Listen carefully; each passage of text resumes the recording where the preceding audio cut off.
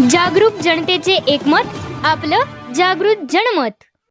मराठा आंदोलनाचे नेते मनोज जरांगे पाटील सोमवारी कोल्हापूर दौऱ्यावर। राज्यातील मराठा आंदोलनाचे नेते मनोज जरांगे पाटील सोमवार दिनांक 15 जून रोजी कोल्हापूर दौऱ्यावर येत असून त्यांच्या या दौऱ्याच्या नियोजनाच्या अनुषंगाने गुरुवारी न्यू पॅलेस येथे खासदार शाहू छत्रपती महाराज यांच्या उपस्थितीत बैठक पार पडली।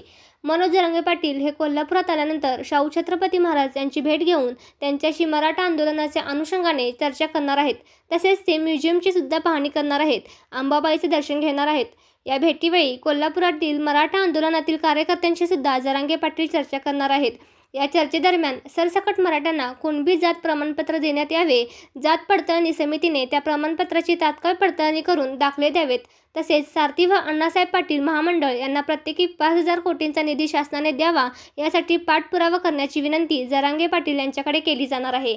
या बैठकीला विजयराव देवणे, बाबा इंदुलकर, दिलीप देसाई, वसंतराव मुळीक, इंद्रजित सावंत, चंद्रकांत पाटील आदी उपस्थित होते।